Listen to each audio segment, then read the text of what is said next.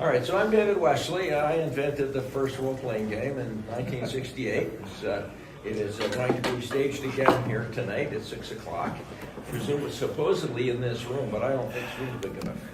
I had 24 people signed up to play it with me. That's a lot of room. Right? So we'll see about that.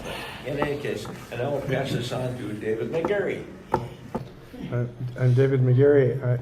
My claim to fame is the Dungeon Fantasy board game. But I first joined the Artisan Basement crowd, I think it was 1968. I was dragged down by my friend Tim Kirkpatrick to push French troops around on the Napoleonic battle that was being fought. So. You can hang out. He's wired. Oh, is Yeah. Yeah, you're wired too. You didn't need it. I could have kept the microphone. I'm Steve Rocheford, and I've known these miscreants since Christ was a corporal. And in the Dungeons and Dragons, I was Arneson had me create the quintessential evil character for some reason. And he named it after me, called it Stephen the Rock, since my name was Rocheford, and everybody called me Rock. And he was the high priest of the monks of the swamp. And you can pull it up online and as under Stephen Rock and read the history of how it was created and how it was implemented. Other than that, we were Napoleonics and board games and all kinds of other trouble we got into. And this guy's important, so. Oh, you got your own. That's because he's important. Turn up. That's we're back in. I'm Phil Grant, King of the Elves in Blackmoor. So these are all, well, Steve and I were just down the hall in 1971 as freshmen at the University of St. Thomas. And so we got to know each other. And these are the older guys, because they were 1, 2, 3, 4 years, whatever, older. 8. Yeah, well, I'm not going to name names or give ages. But, so Steve and I showed up and we met this guy named Dave Arneson, and that's when I met him in the fall of 1971, when some other mutual friends said, come on over and meet this guy and have some fun. So that's the only Dungeon Master I ever played with was Dave Arneson. And so for about 4 years I had a lot of fun with D&D, but this just turned off. I don't think it was. Self-destruct. Battery problems. So, so full disclosure, I will out myself as primarily a board gamer for the last many years. But I do like to come to conventions to see old friends and network a little bit with younger generation. Where's that? I think the battery must be weak. Yeah. So, anyway, so that's my brief story. And you want to speak up or try this, Bill? I'll speak up. What the heck? I'm Bill Hoyt. I basically consider myself the witness because I just got to be in this thing at the right time with all these other guys that I had a lot of fun with. And I got to do a lot of the things that started Dungeons and Dragons. I had the very first person to control Blackmoor Castle. But then he gave it to somebody else. Well, as we are getting started, it seems to be the opportune moment to make a small announcement. Some of you noticed there's something out in the lobby for Luzaki. Yes. We're speaking of us as the elder wargamers, but he was the guy who was 10 years older than we were and had been gaming, longer than any of us. And he's the man who first introduced manufacturing polyhedral dice in America, so it's very important to the hobby. He also invented a couple of shapes. The Zakihedron, which he patented for 100-sided dice, very cleverly designed. And it's more to it than meets the eye because it's got stuff inside it that you can't see, but it's quite a neat design. And he also then introduced one of our other shapes. But as he discovered the first D10 that he made, that's nice, but we can't patent it because somebody already patented it in 1876. And the patents expired, though. You can keep making them. So that was an interesting experience for him, and he and I spent many hours discussing all the things he learned about dice making and about shapes and geometry and such. But he was a great guy, and he just died a couple of weeks ago. And the funeral, unfortunately, is being held in Utah, and we're here. So unless one of you guys has a private jet going to hop out to Utah quick, I don't think we get there. It's busy. It's busy, the jet is busy, yes, I mentioned, so. Well, this was about gaming with Arneson. Now I have to say that, is on the gaming in Blackmoor with Arneson. Arneson took the Brownstein idea that I had, and he and I made a whole series of adventures with it over a period of 1968 to October of 71. And then Uncle Sam had a job for me that I couldn't turn down, and was going to be sent to some foreign country where things were happening. And so it's October of 70, and Arneson said to me, is it okay if I keep running Brownstein games while you're gone? And I said, Dave, it's set up in your father's basement. Of course it's okay. So that was fine. So he continued to do that after I was gone. And then there was a period of about a year before I got back. It turned out that the Army was going to station me in a lot of different places, but oddly enough, when I went in, I assumed it was going to Vietnam, and then every year or so, I'd assume it was about time they were going to ship me now, and they kept sending me to other places, so I wound up in the U.S. over and over again.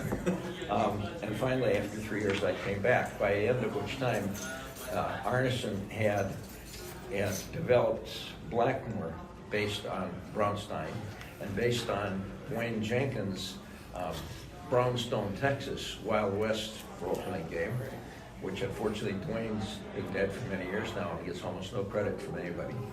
And then that was elaborated further.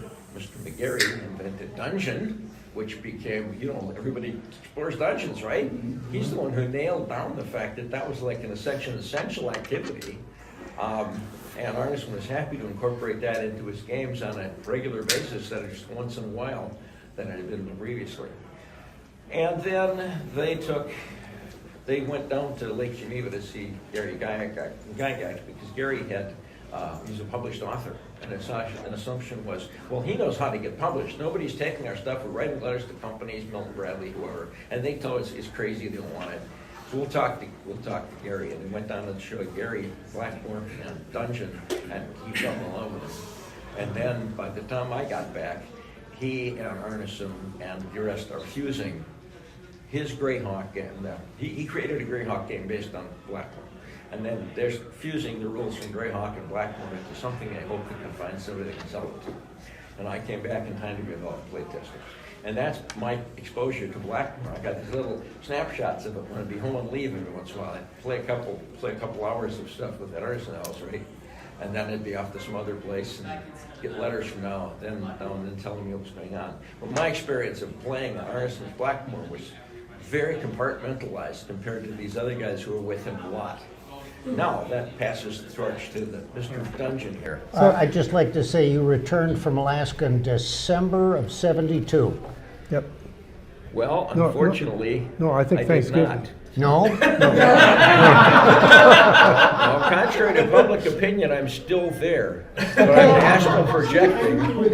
Now, seriously, You came no. down in November. That's when I met Right. you. I went to Alaska in January of '73. I returned from Alaska. Maybe it was in December. August of '73. Okay.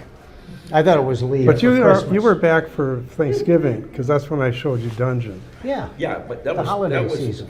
was that 72, yeah. That was in August. Yeah, it was in No, October of '72. Yeah, November of exactly, 72.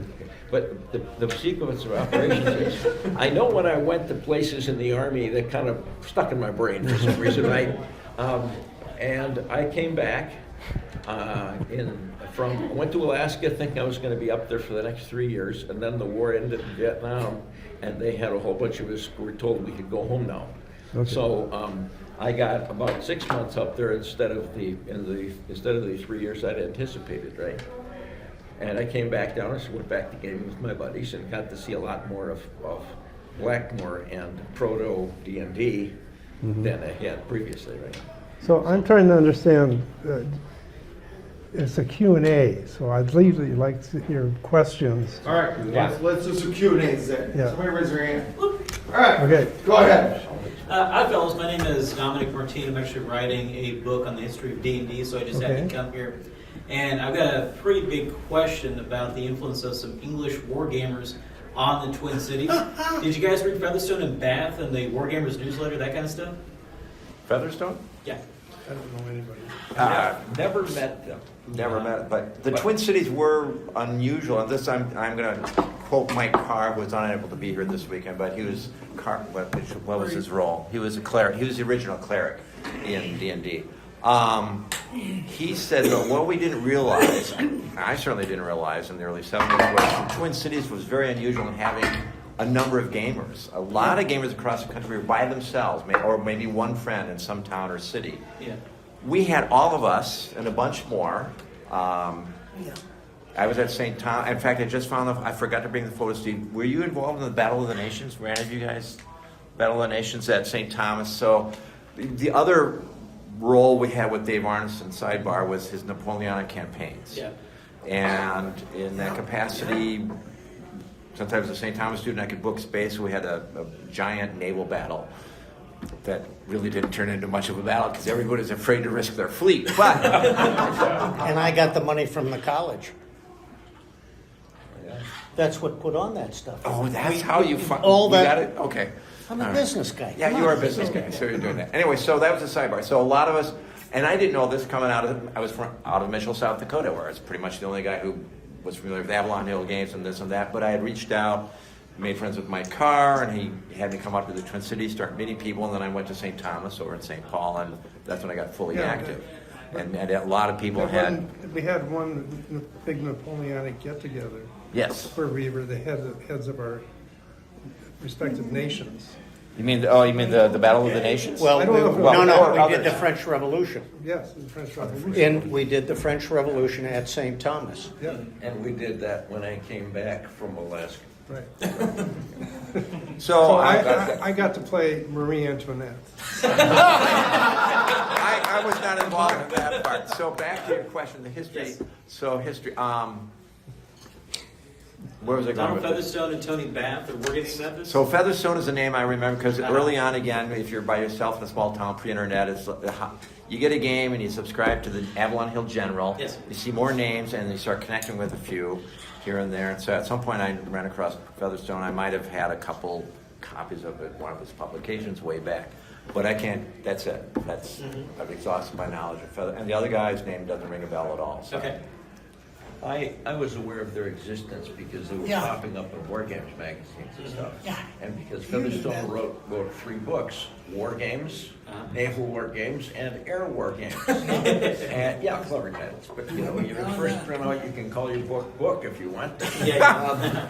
And I was interested. I read it and so on. But my opinion was that surely Britain is just a hotbed of gamers because that's where H.G. Wells was from. And surely there's got to be hundreds of people out there, right? Our little 40-person operation up here wouldn't hold a candle to what he's got. And then in about 40 years after that, there was an article, he was interviewed somewhere, and he was talking about how hard it was just to find one person to play a game against back at that time frame, right? We also had the idea that the Avalon Hill Company was this gigantic industrial giant who was pruning out these games, right? And when the Army transferred me out to Maryland, and I got a chance to run down to Avalon Hill and see it, right? I had to hunt all over that neighborhood in Baltimore behind the railroad tracks and so on for about an hour before I finally found this building that was off the main street the address was on, but like there's a little sign out there, Avalon Hill this way. Well, it's about that high, right? I got back there and I looked through the window and it was the right place because they had a bunch of Avalon Hill games on display on a wall on the back, but nobody was in there. They were closed for the day, right?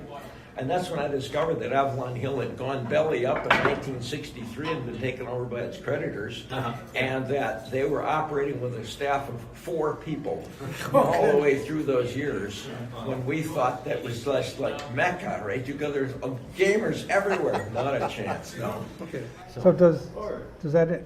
I don't think there was much influence, as far as I know. Next, anybody else? Yes. Go ahead. Dave Ridland. When the Dungeons and Dragons box set first came out in 1974, were there any like surprising differences in it from what you've been used to playing in Blackmoor? Yeah, Gary had a fondness for cool sounding names. And so, whereas my thought with Arneson's was, yeah, we're wizards, you know, you're level 1 wizard, then you become a level 2 wizard, and a level 3 wizard, and you work your way up the totem pole, and you got more powerful and more experienced. But you were just a wizard. Gary had to have a name for every rank. And the names he picked were ones that sounded cool, but had nothing to do with the way you were playing the character, right? You were a thaumaturged or a somnambulist or whatever. Yeah, okay, made up names too, right? As well as some real ones. And I'm sure he just got out a dictionary somewhere and looked them all up, right? He didn't look them up, he just found the names and how to spell them. And he threw them all over the place for color. There was a big difference between David and Gary. David and most of the rest of us were inspired by The Lord of the Rings. And Gary was inspired by Conan. And Gary's position was only people would ever play Dungeons & Dragons, all you'd ever want to be would be a barbarian superhero. Right. Why the hell would you ever want to be a stinking magic user or a cleric? Foo, right? And so the OD&D has a big bias against magic users because the way that Robert E. Howard might have put it, the sole purpose of a magic user is for his neck to taste the keen edge of the barbarians wield his sword, right? You don't have any good guys in Conan who aren't white. He was a 1930s Texan. Psionics came into existence? What? Psionics was for the warriors, so they didn't have to have magicians. Yeah, right. And every time we turn around, and other people who worked with Gary at TSR have left us memoirs of how they're sitting there and struggling to get Gary to give another magic power to some stinking magic user. Who would ever want to be one of them, right? Yeah, right. You were in Lake Geneva for a while, weren't you? Working down there or consulting or No, something? no, That that was me. That was there. you. I knew it was one of those guys. Well, it was I it. had a job from Uncle Sam at the time. Not available, right? No, Uncle Sam stationed me at Fort McCoy, Wisconsin, which is like halfway between here and Lake Geneva. So on weekends when I wasn't pulling duty as the junior officer who got stuck with weekend duty, I was hopping in my car and driving down to Lake Geneva and getting together with the guys for a while, and then have a pizza, hear about all the sad things that are happening at TSR, and then I go back home, right? And it wasn't until 20 years after those little pizza and beer wine sessions that I discovered that 3/4 of what people were telling you about the evil goings on at TSR were true. I assumed that these are the guys who are next in line to get fired. They're pissed off at Gary, and they're just unloading on me with all these made up shit, right? And then I got old enough and I got to talk to Luke and Ernie. And no, they really did have parties with the 2 teenage boys there with the naked girls in the pools and the jars full of Coke on the tables. And it was just, wow. All right, I have a question now. All you guys know me, I'm Vic, I'm the founder of DaveCon. How many of you guys went to England in the 60s and 70s and brought back stuff for the games? How many? Besides Bill, I know Bill went. Yeah. Did any of you guys? Arneson got over there on his way to and from the ancestral homeland in Norway. Right? And Yeah, his parents yeah, were yeah, he patient enough to let him visit around in England a little bit on the way. But the real connection to England was this guy here who had relatives in England who were busy filling his And they pockets with introduced Doctor me to Who those stuff. wargamers. Yeah. Yeah, my mother's cousin had taught the son of Charles Grant, and so I played a war game in England with Charles Grant, and then you find out who those people were, and you know, I had the same impression that you did. This must be the hotbed, because you think who that group was. Grant was head of special division at Scotland Yard. The guys who were playing with Peter Young, who was the brigadier general in charge of the commandos, David Chandler, who was the head reader of military history in Sandhurst. And I said, oh my gosh, and they knew Featherstone and all these other, and I said, oh wow. And one of the things I went on a quest for was Wesely said we needed these dice. We needed decimal dice. So I found this weird looking dice and I brought it back and Dave said, that's not it. Well, and lesson in humility, I was wrong. The dice you brought back could indeed have been fair 10-sided dice. But they're not the shapes we're used to seeing. It wasn't what you expected. Right. And so I told that story to Paul Stromberg and sold that dice for $2,000. Yeah. One stinking dice. Well, I still don't know who made those unique 10-sided Yeah, I know. dice. I still don't know. Okay, I explain can't what it remember. looks like. You take a D8, which is 8 identical triangular faces. Yeah, and chop the And ends you off. flatten off the top and bottom points, right? And you carve little flat spots up there. And when you roll it, once in a great while, it'll happen to come to rest balanced on that tip, Yeah, right? right. Okay, now make this little flat spots bigger, and it'll be more likely to do it. And gradually make the flat spots getting lower and lower, and finally hit a spot where not only will it land on them often, it won't even stay on any of the 8 sides of the around the equator, right? Because it's sitting there on this, it's up there and it's like this, but okay, how can I diagram that? Okay, you got the faces meeting like this, and You're there's just an edge looking at here. those arrows on But the if you line. put that on the table like that, But he wanted the whole 10 thing, the cents. center of gravity's over here, it's flopped back here on the square side, right? So there's a magic point between tiny and big where it's equal likelihood of getting the square sides or the remaining 8 trapezoids. And you can make a dice that way. The only problem you have is I've never been able to calculate what the magic numbers are. All I know is that having an equal area is not good enough. You're the guy with the nuclear PhD. Is that? Yeah, high energy physics. All right, go get shotgun. I got a question. I was lucky enough to play with Dave Arneson 5 times when I was much younger. And I remember the first time I played with him, he said, well, y'all meet in a bar. And I groaned and he goes, young man, for me, that's an original statement. He pointed out that, we've all heard that before, and it's like, yeah, but I'm the creator. And I was so amazed with him, and it was interesting because I came from South Dakota, born in Mitchell, South Dakota. Wait, what's your name? Wade Brooks. Brooks is Hardware in Kimball, South Dakota, still in business, 126 years. My family owns it. And I was a pheasant guide in that part of the country. And I went to South Dakota State University for a few years. I graduated from U of Join M. the club. But the interesting thing is that you're right, there were no gamers in South Dakota. Well, why didn't we know each other? You were busy at the Corn Palace. I ain't don't make fun of the Corn Palace. I thought the Corn Palace was really cool. There it is. I played the Installed palace. the hell when I was 9 years How many old. people have been to the Corn Palace? All right. Okay. All right. So you are How corny of us, right? Yeah. I passed But it my by. point was that Dave Arneson, and I also was privileged enough to meet Gary Gygax.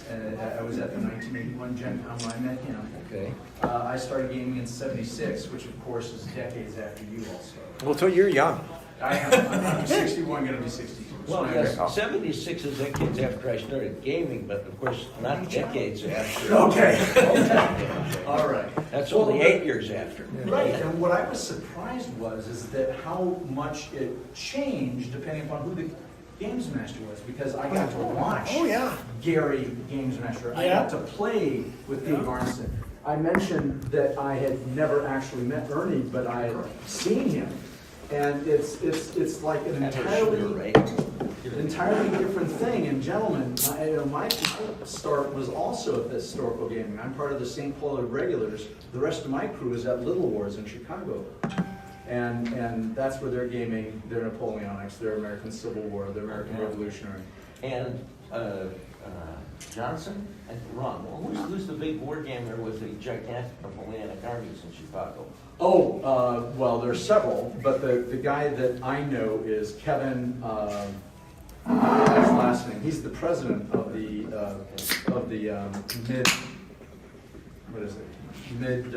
Midwestern Gamers Association that runs the Little Wars.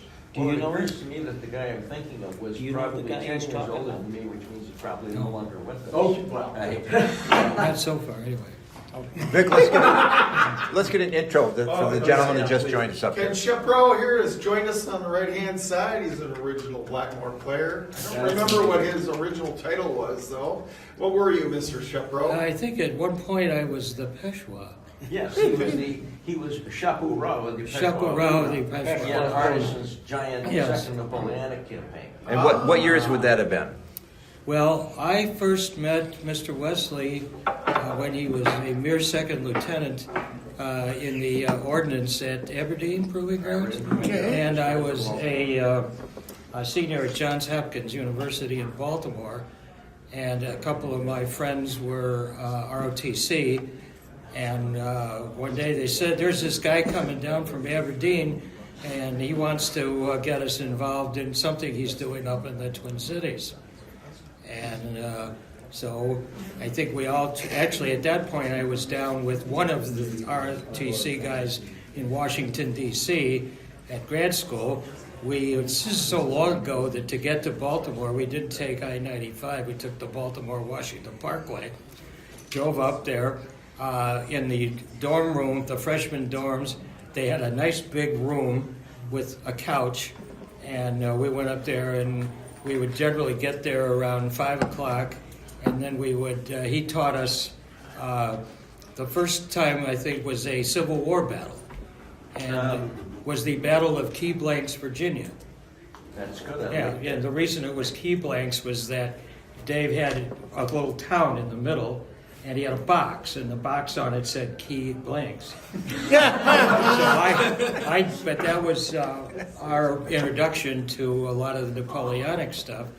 And then shortly after that, we were informed that the folks that were doing the campaign in the Twin Cities wanted to send orders to the colonies, and so we became the colonies. And varying times, we fought in Jamaica. We fought, I think I had one assignment where I was the viceroy in Cuba. And then eventually we expanded into India, where we learned all about the value of bows and arrows at close range, even against General Andreotti McCarthy. Yeah. Very good, Andreotti. Yes, yeah. And then when I went to law school, Dave went to Alaska. And then after a period of time, I think he let me know that he was coming back from Alaska. I had taken the train out to Seattle to see my law school roommate, and then he and I drove in his like 3 foot high, whatever that was, the Chevy, No, it was the Firebird. the Firebird, right? The Firebird, which, and we drove and drove and drove. I think we stopped at a couple of national parks on the way. We went to the Little Bighorn, and back before they changed the name from the Custer Battlefield. Now it's got some more politically correct name, and. We went to Fort Leavenworth to get Dave mustered out, went up to the Twin Cities, and I got to meet all of these other legends. And there again, so I dropped out for a while, but I found out that, one of the things, of course, that was my first meeting with Dave Arneson. And at that point, they were in the process of setting up TSR, and he was getting involved, making his agreements with Gary Gygax. And a few years later, I reconnected and learned that there was trouble in River City. And at that point, I think Gen Con was having what I didn't know then, but know now, was the one and only time they had it in Geneva, at the Playboy Club in Geneva. Yep. And so one fine day, I went up there, and I called Dave. I said, bring your stock certificate. Because I had done some research into Wisconsin corporation law, and I discovered that if you were a Wisconsin corporation shareholder, you had a right to inspect the books and records of the company. And so we're at the Gen Con, and I said, well, let's go over to TSR's headquarters, which I think was not in the garage at that point, but it was in a building nearby. And so we go in there, and there's a nice young lady at the counter. I think Gary and the others all being at the convention. Yeah, the Playboy Club having fun. Yeah, well, right. So I said, oh, this is Mr. Arneson. He's a shareholder. It's a stock certificate. Here's a copy of the Wisconsin Corporation Statute. We'd like to look at the books and records. And thinking what I would do in her place, I would have said, well, that's all very good, and I will certainly show this to Mr. Gygax as soon as he comes back. Instead, she said, oh, well, here, follow me. We went down the hall. There's a big room with filing cabinets, and she said, here's the Xerox machine. Have at it. So we did. Yeah, that was so that. And later on, I had told him, I think at this point you need a Wisconsin or a Minnesota lawyer. That then, very quickly, and I'll stop talking, fast forward to many years later when I'm told that the filmmakers are going to go up to the Twin Cities and make a movie about role-playing games. And somebody had the idea that I should be invited up there. And long and short of it, I ended up being retained by the estate of David Arneson to negotiate the contract between the estate, Malia, and that led to the film. And somewhere at the bottom in the film is someplace it says I get a credit. So, but these people were, icons to me, and a comment that was made before. I'm constantly amazed now at when I run into people and they mention that I have some association with Dungeons and Dragons, and 20-year-olds or my grandkids of us say, oh yeah, we do that all the time. And I think back to when the only thing you ever learned about Dungeons and Dragons was on the national news at night, where they would say, little Johnny Smith, who has been missing for 4 days, Egbert was his name. Yeah, found in a garage in Detroit where he was fighting dragons. And this is all terrible stuff. So what's happened to that from what these guys started is really unbelievable. I was, in 1980, I was back from the Army and then getting ready to go back to the Army again. I went in and out of that a few times. I'd started this little game company to do computer games. In 1980, computer games were a pretty hot new idea, right? And we did not have the capitalization to become micropros. We wound up just losing our shirts. But in any case, I was trying to find somebody who would sell our computer games at a time when there are darn few computer stores out there. And so I took a trip all the way out to the East Coast and drove around the Baltimore area around the Boston area looking for computer stores. And then I would talk to them about maybe selling our games, right? One of the things we did, coming back home through upstate New York, Malone, New York, I think it was, right near the Canadian border, and went into a gas station, and there was a rotary rack loaded with Dungeons and Dragons material. Oh my gosh. And I said, I guess it's caught on. Next question here, Mr. Russell Stewart. Hi, I'm Russ Stewart from Duluth, been gaming, playing D&D since about 1981. And I know a lot of us in the room are familiar with modern live play YouTube D&D games. But I'm really curious what the table culture was like back in the Blackmoor days, and what a typical session would be like. Did you do the funny voices and high drama, or was it all like mechanics and, get the job done. So I'm really curious what a session at Dave Arneson's table was really like. It started at 1 o'clock on a Saturday afternoon and went till 1 a.m. in his basement with 1 hour break we went to the best steakhouse because they could crank out essentially a burger, fry, and a piece of toast in 5 minutes. And we just went at it all night long. And it was generally, I would say, very friendly, but it had its frivolous moments and an occasional, how should I put this? An ego might be slightly bent out of shape a little bit. Some people get a little more excited than others, on some things. But it was an interesting thing, and I can always remember the time Fred Funk was there. He's deceased now, and Bill Heaton was there. And Fred was a security guard, and I was standing there, and they were having a dispute, and Fred was laughing and joking, and he was going to pull a joke on Bill Heaton, and he pulled out his gun, and he pointed it right at Bill Heaton, and he went, "Bang! You're dead." Yeah, and everybody in the room is like, and I went over to Fred, and I said, "Put it back in the holster and let's go." That was the most exciting time I can remember. Yeah, Fred was a big, friendly guy, but he was given to excessive emotional outbursts. And he had a federal firearms license. That is, he was allowed to own machine guns.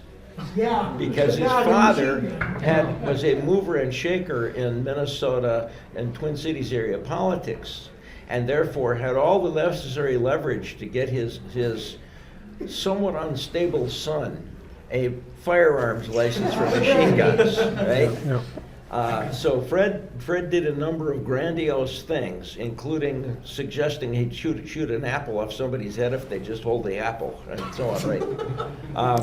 But he was a wonderful guy. He was a great, friendly fella, but it was just a little bit unnerving to think that here we are in a state that was pretty restrictive about letting you buy guns, and then he could have a machine gun if you wanted, right? Okay. My memory of sessions with David fall into two experiences. When we were in a group doing it, there was a lot of banter. And then a lot of times it would be what we rolled on the dice. And we would get hilarious when, we'd get a die roll and then all of a sudden Arneson's saying, "You just slipped," right? And we'd find that pretty hilarious.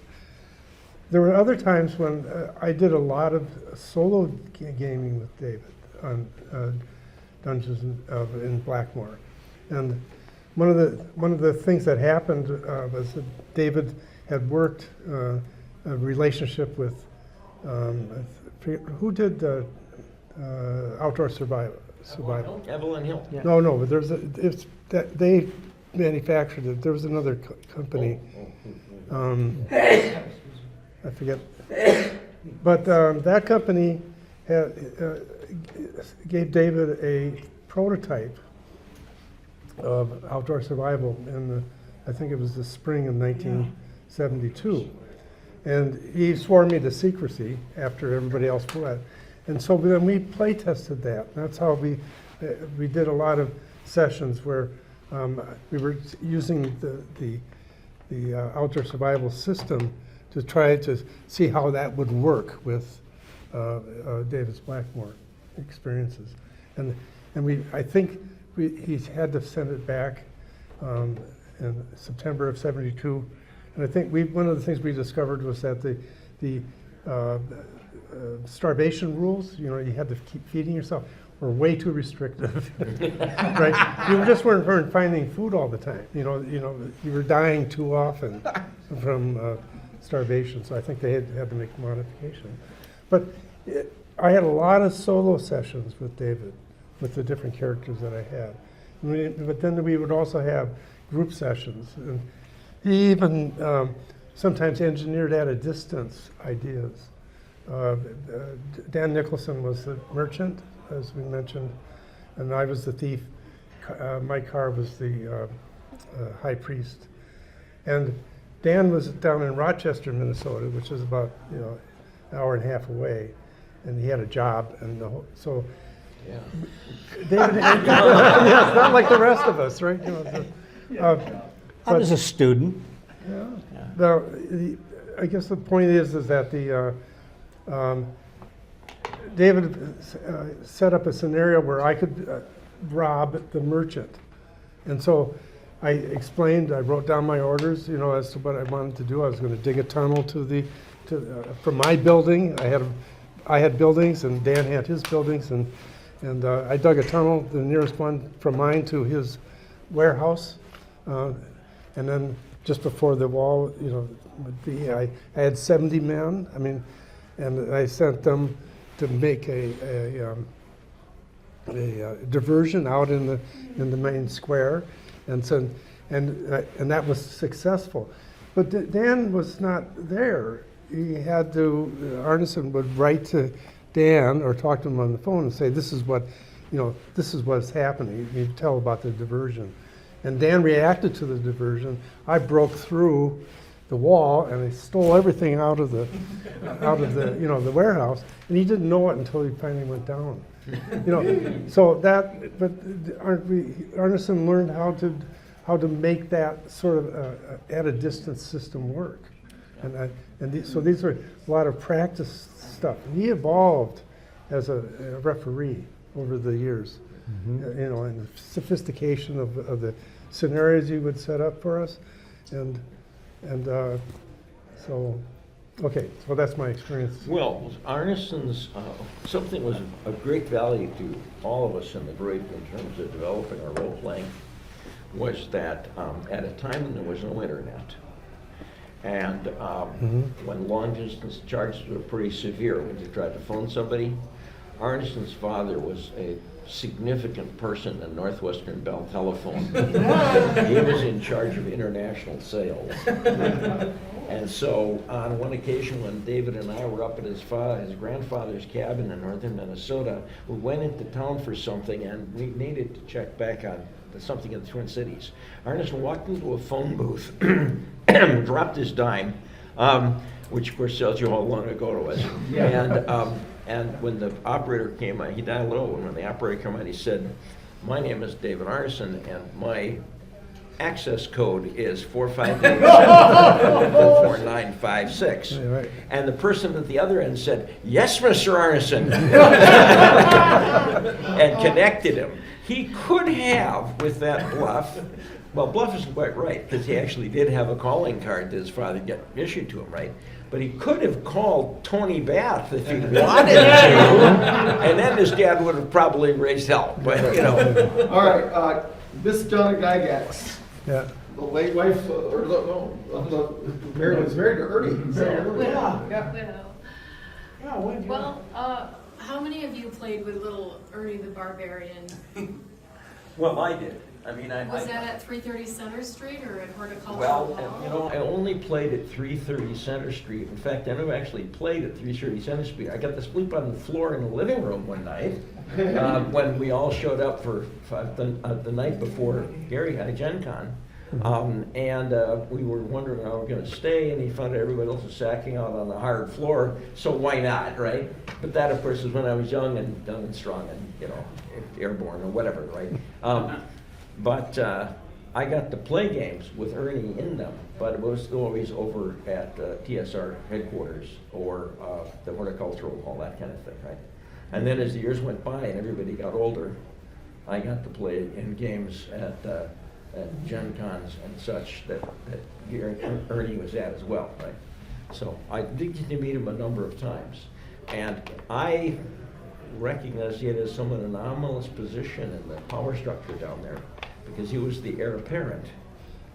And there were other people who were closer to my age that were higher on the pecking order at the company and who could conceivably think that they were going to inherit the company someday, and therefore they wanted to squash Ernie and put him down. So I tended to be very negative with those people about their bad conduct towards this kid who was only like 12 or 13 or whatever, and they're dumping on him all the time. And I said, Tim Kask comes to mind.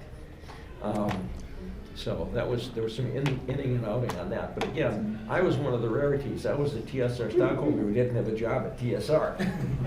So I would appear and visit with people and hear rumors from everybody, and then I wouldn't be back for another month or so, right? So I just got a touch of it every now and then. And I was not important enough. I did not own enough stock that anybody was trying to curry my participation in their latest Byzantine plan for taking over the company.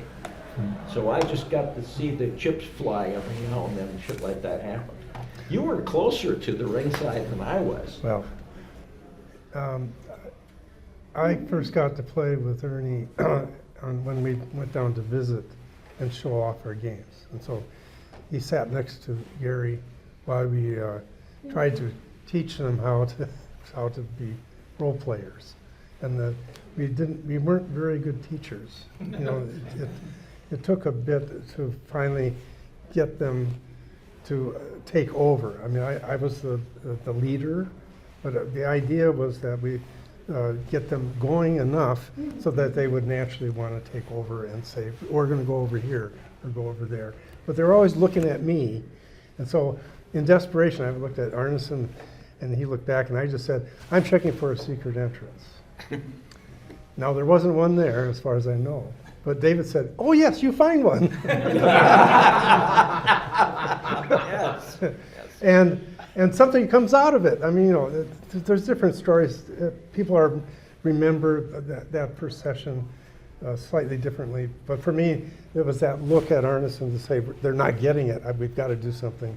And he followed my lead on it. So, Was that in the basement of the home? No, that was in the dining room. We played Dungeon first. But Mary wouldn't let us set up on the dining room table because she was making dinner, right? You know, so they shoot us down the stairs, and we cleared off the top of one of the shoe cobbler, you know, benches that he had down there, and we set it up. But I don't think we finished because Mary called us down to dinner. But we had played enough so that they got the flavor of it, and I seem to recall that Ernie liked it. I mean, you know, and we stayed overnight, and then the next morning we were waiting for our ride. Arneson and I had been driven down there, waiting for the ride. Gary says, let's play Dungeon again, because he was really, you know, wanted to do something with it. And Ernie got really excited. Oh, I got to go get Mike Menard. And so or not Mike, Coots? Oh yeah, no, it was Rob. Rob went over and got Mike, right, you know? And so, but it was just sort of interesting. You know, I got all the kids over here. We got Arneson on the couch with Gary next to him because they're not on the floor. I'm on the floor. And so, you know, but the enthusiasm was they got going with it. And I was really happy. One of the things that was going on with Gary was that he's starting to add flavor. Now, I call it culture, but somebody would open the door and turn a monster over, and Gary's describing the monster or describing the scene, right? You know, and Ernie was picking up on that. That's what I remember. So, but I didn't do much with Ernie after that. I mean, even though I worked there for a while, I don't have much memory of. I think I have more memory of Luke being taken care of by Mary than I do of the sisters. Okay. Just a quick question, because I remembered your remark about how everybody was supposed to play a barbarian. When I started, I was the only player character that would touch a magic user or a thief, because everybody wanted to fight. What did you guys play? I want to know what your primary characters were. It's fairly simple. I wanted being a barbarian. Okay. And the reason for the barbarian was laziness on my part. Yeah. I mean, they created now we're talking about Blackmoor and Dungeons and Dragons, mostly Dungeons and Dragons. And there are guys out there who have read that book from cover to cover, they memorized every last little thing. Mm-hmm. And if I say, well, I got my sword and I whack him right across the back of the knee, right? Okay, that's straightforward, right? Mm-hmm. Barbarian, easy thinking, not many brains, right? Mm-hmm. But if I try to be a magic user, And I just said, well, I'm going to cast polymorph stone or something, right? They'd all say, don't you mean? You got the name wrong, you fool, right? And do you have the ingredients for that? I'd go, Yeah. So it was much easier to just be the meat shield guy in the adventure, right? And besides, you have the fun of whacking your head off the dragon with one mighty swing like plus 12 Hackmaster, but it's actually that. Yeah, literary illusions are great, aren't they? All my characters were basically fighters, but they allowed Arneson did allow us to learn magic of low level spells. So, but all my characters were fighters. I never really was a wizard. So, what were you? I was a flunky nobody, and I would disappear all the time. And Arneson came to me one day and he said, "I want you to do something, but it's got to be very secret, so you can't tell any of the other guys. I want you to create the quintessential evil character." And so I thought about it, and I thought about it, and I thought about it, and then I was inspired from. This is not many years after the original Star Trek. And Spock and Kirk come down on a planet that a historian they were looking for, who somehow admired Nazi Germany, and he converted the planet into, but he was trying to curb the excesses of it. So he said, well, that gave me the idea of somebody crash landing and the peasants think he's some kind of wizard, but he's firing a phaser, and that kind of thing. So I grew up very Irish Catholic, and so I thought, God, what a great opportunity. So I created the high priest of the monks of the swamp and created a theocracy. And the guy had his little secret room where he had his phasers charged and things like that. But he developed this social structure in the peasants, and the peasants all had to donate 10% tithe to the church, of course. Right. And I bred frogs down in the basement, in the lower levels. And I bred frogs, and if you didn't pay your 10% tithe, and I'm in my Catholic archbishop robes and mitre and staff at the organ playing Toccata and Fugue in D minor by Bach. Da-da-da, da-da-da, da-da. We're feeding you to the frogs. You got to remember, they're not little frogs. No, these are big frogs. It's a process of eugenics. We're really going to do this right. So that's what I did. I like theocracies. All right. You're next. I am astonished at how much you guys remember.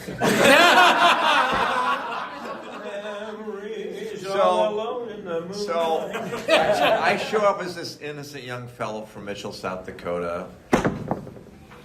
Yeah. And I meet Steve down the hall. We're fellow freshmen in the same dorm, down the hall. Same dorm room. But my friend Mike Carr had already introduced me to some of the Twin Cities guys.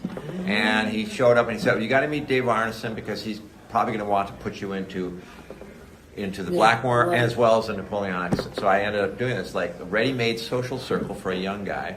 And I think, so keep in mind, so I was a freshman at 17, birthday in October, so 18, so a very young freshman, and also extremely immature. I think that bears repeating. As friends who still know me would say, yeah, that explains a lot. But the point is that all these older guys, sophomores, juniors, seniors, military guys, a couple years older, and Dave Arneson was maybe 5 years older than I was, they were just so old. So I'm 18, he's 23. And then when we went down to, Carr and I and others, we'd go down to Lake Geneva, and I remember taking the train with Gary down to Chicago when he was still mostly doing insurance to pay the bills. Well, he was in his 30s, so he was ancient. And that whole perspective, what it's like to be very young and obviously not thinking, gee, someday we're all going to be famous, or we're part of the foundation of a movement that will transform society in many ways, the entertainment industry in particular, social interaction, because over the years going to Gen Con and others, I slowly realized that the value of the game, Dungeons and Dragons, but gaming in general, as a really nice structured way for people, maybe with weak social skills, I was among them, to have fun with other people. You know, have degrees of structure that allow you to get together when you're a callow youth, and at the time it was almost all guys. Very, very few women were involved until Dungeons and Dragons started catching on. So for me, it was a wonderful social circle. And I was, you know, so he said, "You're going to be the elf king in Blackmoor." Okay, fine. What does that mean? So then I went on. So I was not a fighter. I'd like to think I was more of a lover, but we didn't have much sex in D&D at that point. So I'm wandering around. I'm in the basement at Dave's with all these other guys who seem to know far more what's going on than I did. So we're just kind of wandering around these dungeons. And I used to think that he had it all in his head already, as opposed to being improvised. Like your story about, well, let me check for a secret. So clearly inviting us to be more creative and theatrical, so to speak.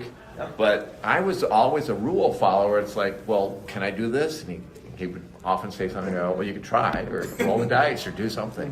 So I don't have many of the specific memories they did. I just remember having a wonderful time with all these nice people. The thing I actually started before and not into Blackmoor, because what I got to do is after Dave introduced the role-playing game, then Arneson wanted to do one. So he asked me to play it at my house, and he gave me the castle. So later on I found out that Dave said that was Blackmoor Castle, and he gave me a copy of the castle later on. So I was the first ruler of the castle. First owner, as it were. Yeah. You got the first brick. Yeah. First Baron.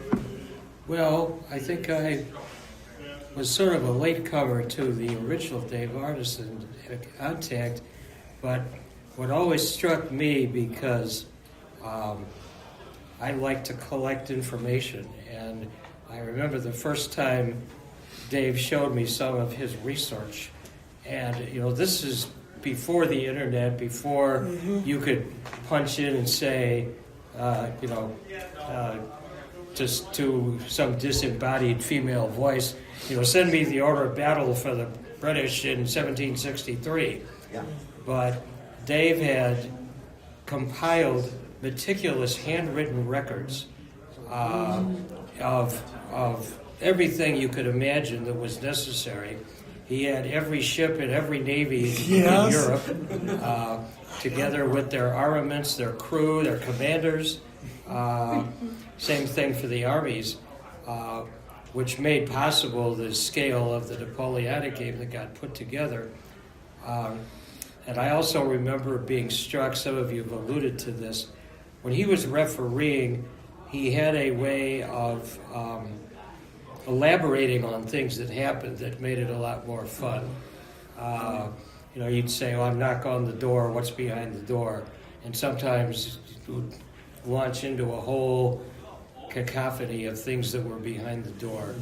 And it just, it made it a lot of fun. And it's funny because in so many ways he was very shy, but if you could get him to open up, there was this unbelievable wealth of depth of information, and again, to replicate that research now would probably take somebody a few days.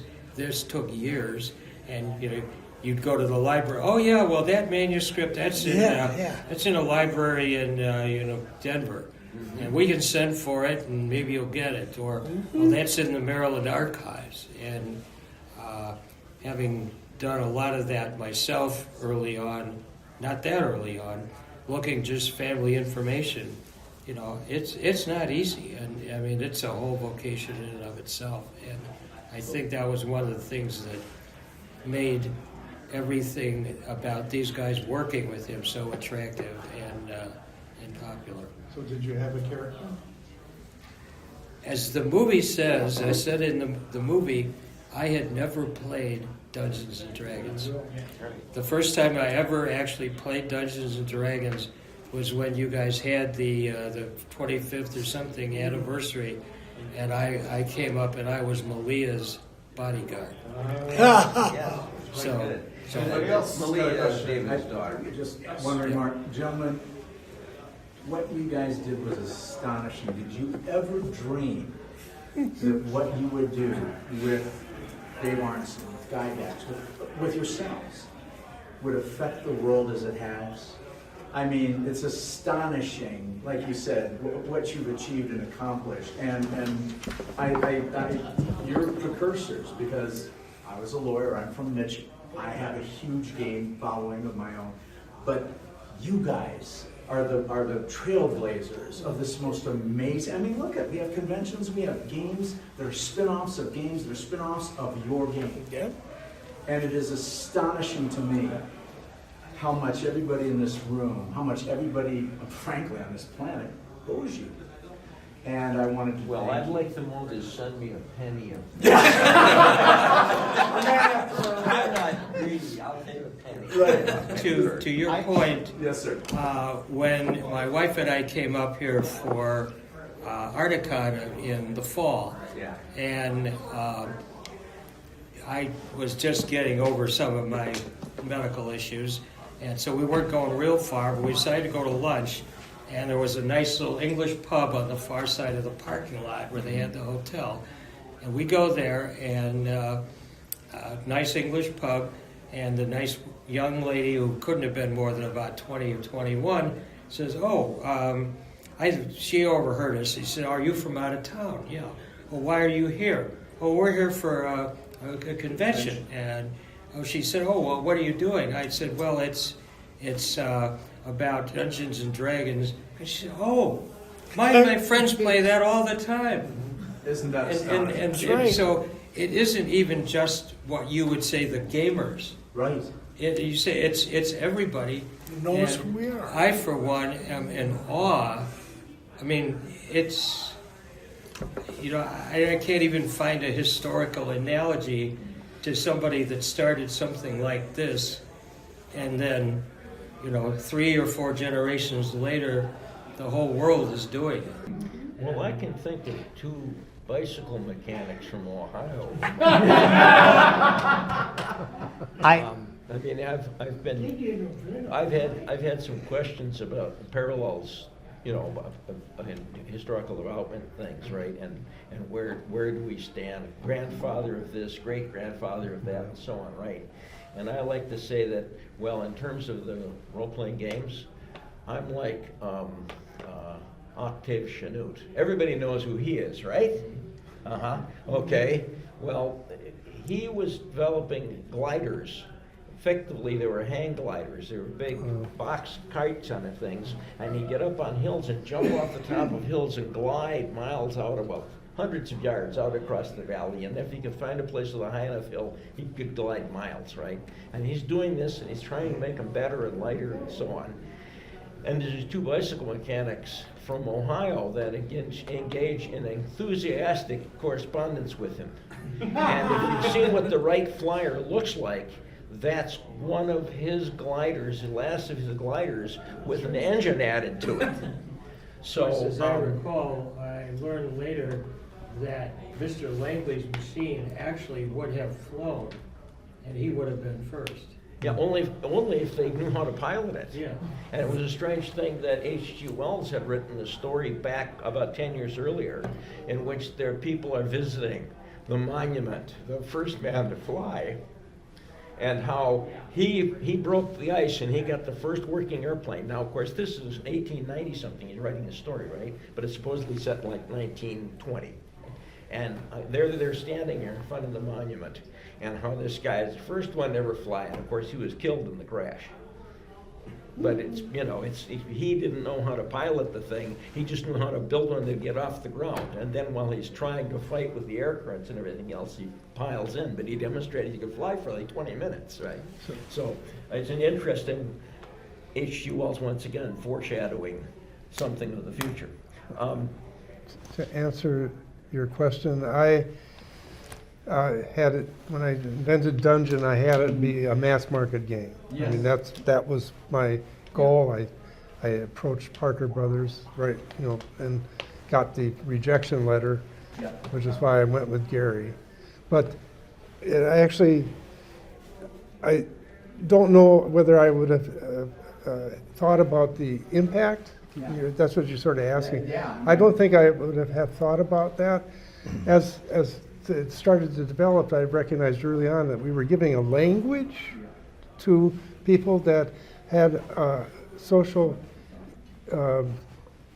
problems, I guess is when somebody would come up and jabber away with each other, I have a 57th level Balrog and 20th level something, it was all of a sudden the language that they both understood, but then they could maybe get onto, and how's the weather in Cleveland or wherever they were.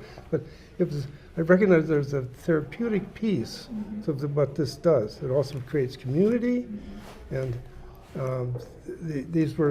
that would not be a concept that I would have actually understood when I was inventing the game. But I did invent the game to be a mass market, and I had an audience in mind, and so if that sort of lets you know. I'd like to answer that just for a point that I remember this. I was a regular Army officer, and I had returned from Germany at the time, and I went to a gaming convention. This was my first one, and Dave asked me to go with him and set up, and I think we were at a campus right near Milwaukee. Kenosha, wasn't it? Parkside. That was my first jam. Parkside, yeah. How old are you, sir, if I could ask? 61 going to be 62. Darn kids. No. This is the whole point of the story. Oh, yeah. Okay, when I was there, Yes, sir. a mother came up to me, and she had in tow her little son, which is why I asked you your age. Yeah, I wasn't that little. I was. Okay, and I already she- completed basic training, sir. she, All the vets will you're get together dealing with a couple of, he was an not me. ordnance officer, and I was a nuclear cryptologist in the presidential chain of command for the release of nukes. Yeah, it's just. So it was, we've got a couple of brainiacs up here. So this mother came up to me, Yeah. and she stood there, stone cold sober, and looked me right in the face and said, holding her hand of her little son, "Isn't this stuff demonic?" And I looked at her and I said, and Arneson was surprised how fast I whipped this out, and I just said, "Absolutely not, ma'am. This is something," and I remember looking down at the little boy, and he looked like a really introverted, smart little kid, and I just looked down at him and I said, "No, this is where an introverted child who is bright can come to express himself and get out of his shyness and learn to participate with other people in accomplishing things." And she just, you could see her beam. This wasn't demon. This wasn't the devil.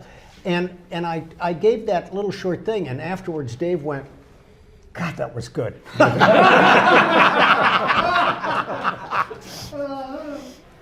We are a team, that's what, But that's when I realized the effects that it was having, and you could see it. A lot of things have come to my mind, spinning off the questions and output for the audience. Two things are happening here in my head. I've got this thing running around and around since I walked in here. I was told originally we were going to be asked about our first Blackmoor game with Arneson. And I have a tale about that. Okay. And the other thing I wanted to throw in before I go down that longer path is that you have to recognize my business skills being what they were. When Gary basically proposed that he was going to bet everything he owned on starting TSR so he could publish Dungeons and Dragons, I told him it was never going to work and he shouldn't go anywhere near that idea. Because he already had a whole bunch of games that he had written and had been published by Guidon Games, which had gone belly up and shipped all the unsold merchandise back in by way of compensation for ever paying royalties. And I said, so what clearer evidence can you look at, Jerry, than how likely it is that you're going to get anywhere with a company selling games like these out of your basement, your own little starting up on a shoelace company, you're doomed. This is not going to work. You can't get any place with that approach. We got to find a big company that has money to advertise and all that. And that's why he listened to me, and we never had Dungeons and Dragons. Now, the other anecdotal thing. So it's the summer of 1970 was the last of my, October of 1970, I leave for the Army. And in the summer of 71, I come back for the first time back home to the Twin Cities, and I've just been promoted to first lieutenant. I'm up by an So I got my butter bars been placed in the silver butt, right? And so when I showed up at Arneson's house, I had my Class A's on with all my goodies, right? My one big ribbon. Yeah. Yeah, I had the National Defense. National Defense, that's right. And I thought that what's useless for that, right? Yeah. Until I went to Reserve Officer Association function here some years later, and I saw bunches of guys around me who were captains and majors who had no medals whatsoever. Oh, wow. You got the NSPM for joining up when there was a war on. Yeah. And these were guys who hadn't done that. They came in, their timing was right. They missed the beginning of Vietnam. And so anyhow, skipping over them. So I show up at Arneson's house and I've got my uniform on. Well, I'm feeling pretty cool, right? And my game, my Brownstein games, are historical role-playing games. They're set in historical, they're fictionalized and stuff, but you basically work with history stuff. And I got some letters from Arneson. We were talking about what they were doing for gaming in Blackmoor. And it was obvious that he'd introduced fantasy elements, largely copied from The Lord of the Rings. Right. So I got there and I said hi to his dad, who was happy to see me and everything. And then I headed down the stairs into the basement. As I came down the stairs, there's the table set up, and I expect to see a whole bunch of Napoleonic miniatures or something, right?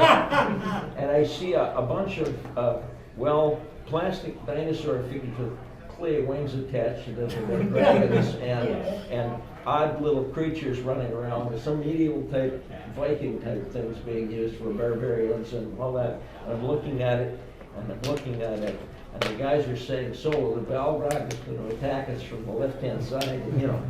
And I looked at it and I said, this is childish. Never going to suggest to anybody that I ever played this silly game. So there we are. Arneson's Ghost has revenge one more time. Does you guys from NIMCO, does Great Plains Gamers newsletter ring a bell with any of you? Yes, as a matter of fact, I do recall that. Okay, I have a whole bunch of those. Do you, like, here, right now? No, at my home. I mean, I have a big collection of stuff I've acquired over the years. Do you have, like, scans of them or ability to scan them? What? Do you, like, have scans of them? Like, No, online I don't have scans of them. I have the original fading copies shoved in a I think box. he's asking for a copy. Can you scan them, as in you could? Yeah, because I can't find, like, I can find, like, pieces of a couple, but I can't find them, like, anywhere. Well, my experience with Corner of the Table, which was Arneson's club newsletter, They right? did don't take I obtained a complete copy of every issue ever of Corner of the Table.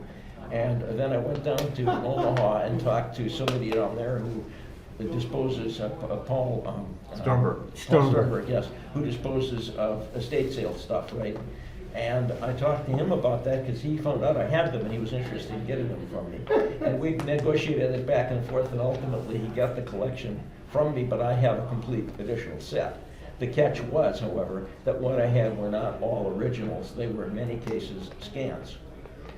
They were like Xeroxes, right? And he pointed out to me that having Xerox is something maybe great in terms of getting information, but they're not worth spit when it comes down to people reselling them, right? So he took the collection, and after stomping around for the longest time trying to get a big sum of money for the complete collection, he found that he had to break it up and sell it piece by piece by piece to get it to sell, which I think demonstrates some just stunning lack of imagination on the part of the people out there who've been buying it. All right. Last 30-second quote by There's unanswered questions over there. You got, I've always thought dice were all six-sided white little cubes until I started playing Dungeons and Dragons. Where'd they come from? That's my fault. Yeah. Right? we had found at the University of Minnesota Library something called Strategos, the American Game of War, which was published in 1880 as a manual for running training war games for the U.S. Army. Okay. It's 340 pages long. And at the time, Avalon Hill didn't have any games with more than 16 pages of rules. And we were just dumbfounded at the sophistication of this thing. And we also get that nobody could ever possibly play that game. It's much too complicated. But we got over that. In any case, when we were happily doing Strategos battles in our war games group in the Twin Cities, one of the tables in there, almost everything in there is done with 6-sided dice. But there's one table that says, oh, and if you have a 12-sided teetotum, you can use that to resolve your odds like this. Yes. Right? Okay, now, I said, what the hell is a 12-sided teetotum? Oh, it's got to be that who's-a-what's-this that they showed me in senior math class in high school. The 12-sided lump. Yeah, okay, I remember it. So we went back to my high school, and the math teacher showed me the school supply catalog, and you could buy a set of 5 regular polyhedra, which we all remember nowadays as a D4, a D6, a D8, a D12, and a D20. Okay, there's your 5, right? And you could buy this. You could buy that one set for only $6. From a You could place not buy singles, you could only buy in sets. And it was- and And it was- I only wanted to get the 12-sided one, so I'm spending $6 for that one dice, right? And you could buy cubicle dice in any dime store for 2 cents a piece in those days. Gasoline was 20 cents a gallon. And I am laying out 30 gallons of gas for this, and I'm working all summer for $250. So you can imagine how many sets I bought, right? But I bought one, so I could have that 12-sided doohickey, right? And I brought that down to the gaming group. My dice had arrived. I brought it down there, took them out, and said, I want to show you guys this. Look at that. And I rolled it out in the D12. And I go, oh, holy mackerel, that's fantastic. Yeah, you get 12 ways. By the way, it was numbered on all the faces, just in case you couldn't count up to 12. And there was a D20, which is numbered from 1 through 20, right? And so everybody's impressed. And then I put the other ones down and go, oh, look at that one. I'd hate to step on that. There's an original idea nobody's ever said again. And so they looked at it. They were quite impressed by the dice. And very quickly, everybody's rolling those dice just for the hell of it. And soon people start adding rules and incorporating them into the games. Oh, but see, you know, but more and more powerful, you get to roll the D10, and so, or you get to roll the D20 instead of the D12, whatever the hell, right? So that's going on, but these were really shitty dice. Yeah. They are way overpriced, well, way overpriced, but they're unreasonable price, and if we could, we wouldn't have bought any of the D6s, obviously, right? Supply and demand. What? Supply and demand. Supply and demand, but we are using this. Fortunately, there was one guy in the group who was, again, about 10 years older than us, and he'd been off in the Air Force and the Army and come back and got himself a nice job at Northern Ordnance in Minneapolis, where he was well paid and he's single, and he got into wargaming with us, and one day he came down with 10 sets. He went out and bought 10 sets for the group, so we'd all have polyhedral dice available. Who's that? And from there on, you know, things developed around it. And when Dungeons and Dragons is being created, the temptation to use all the funny-sided dice is just overwhelming, wouldn't you say? And that brings us to Luzaki, who was gotten into the game distribution business after he got out of the Air Force. And he sees people have to have these darn polyhedral dice. They're all asking, where can they get them? Where can the store owners get them to sell them to the people, right? So he looked into it and he found out where he could get them from this place I got it from, which is this Edmund Scientific Supply Company, which is a school supplies company. And so he's calling them and he's saying, yeah, I'd like to get another 5,000 of those this month. And the guy at the other end said, oh, you keep bothering me all this bullshit. I don't want to do this. And, wait a minute, that's a sale. Don't you want to make a sale? And Lou says, well, not really, no. I mean, I sell complete labs to high schools that are being built, and I sell them 40 microscopes or whatever, but I don't sell a bucket full of dice for a bucket for $2 a piece, you know. So he was unhappy, so he got in touch then with the Chinese manufacturers who were making the original dice, right? And you could do a deal with them, but there's this like 5 months waiting for it to ship to you from the Orient, and he's Zaki's getting more and more upset with this. And so he had a friend from high school who was in the plastics business, injection molding plastics business. So went around to his friend and said, could we make these here in the States? So they got into the economics of how many $1,000s you'd have to lay out to make the original steel molds, and then how many they could make and so on. And it turned out that the prices which we thought were excessive from the Orient, well, they weren't a whole hell of a lot cheap. He couldn't do it a hell of a lot cheaper here in the US. But his friend had a great business idea. He said, what you want to do is don't make the cheapest dice, make the best dice. What's wrong with the dice? Well, the corners wear off. They break too easily. Okay, we'll make them out of high-impact plastic. You can hit it with a hammer and it won't break. Oh, yeah, okay. And they'll wear like iron. Well, that's great, you know. But mind you, it means you're going to sell these babies for like, oh, I don't know, $1.50 a piece instead of the current going rate, which is about 85 cents a piece, right? But you can compete because you'll have nicer ones, right? So he stuck his neck out and he made some molds and he started selling, and he just took over the business. For a few years, he was the only place in America who was selling things. It was just wonderful. Does that answer the question? That is the final question. Mr. Wesely needs to go get himself something to eat because he's got Ronstein in half an hour. Yeah. I can give you yet another cool anecdote about how stupid I am. No. Another 30-second answer. Yes.